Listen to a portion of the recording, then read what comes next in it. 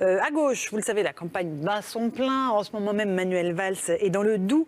Pour son premier meeting, il n'a pas choisi, évidemment, le Doubs par hasard. C'est là que le socialiste Frédéric Barbier a battu le Front National au second tour d'une législative partielle. C'était en 2015.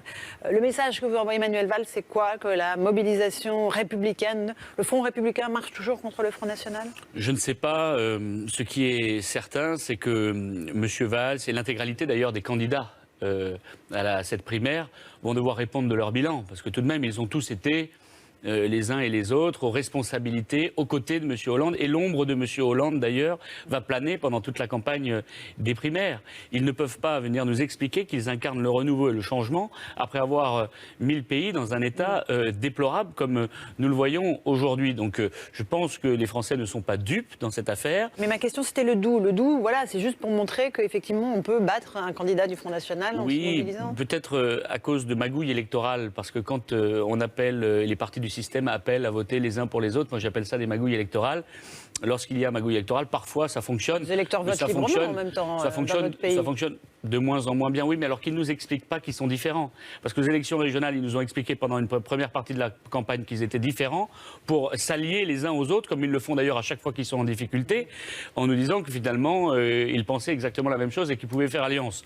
Bon, ça pose un problème de fond, c'est pour ça que cette campagne présidentielle, ça va être simple, ça va être les patriotes d'un côté, les mondialistes de l'autre, parce que les mondialistes entre eux sont d'accord surtout, que ce soit M. Valls, M. Fillon, un autre Premier ministre, tiens, c'est le combat des doublures, ils sont d'accord. Les éléments de langage de Marine Le Pen, effectivement. C'est pas un adversaire plus coriace, Manuel Valls, que Arnaud Montebourg ou Benoît Hamon? Moi, je crois sincèrement qu'il est affecté par ce bilan catastrophique qu'est le sien et qui est celui de M. Hollande. Donc il aura beau, comme ils le font à chaque fois en période de campagne d'ailleurs, il bombe un peu le torse, il montre un peu les muscles, mais pourquoi au final?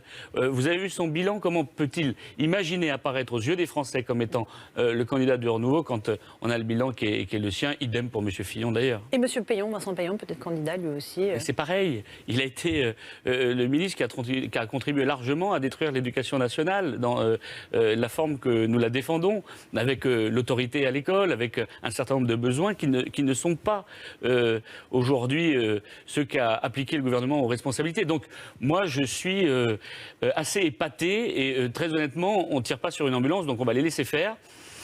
Et puis rappelons encore une fois que lors de la primaire, ils nous ont sorti François Hollande. Donc je crains qu'il y ait encore pire peut-être que François Hollande. Est-ce que vous allez inciter les militants du FN à aller voter à cette primaire de la Non, ça n'est pas notre affaire, comme je vous le disais, et nous allons les laisser discuter entre eux, débattre. Mais je ne vois pas, encore une fois, profondément de différence de fond entre ce qu'a produit le gouvernement de François Hollande et de M. Valls et les candidatures qui émergent aujourd'hui.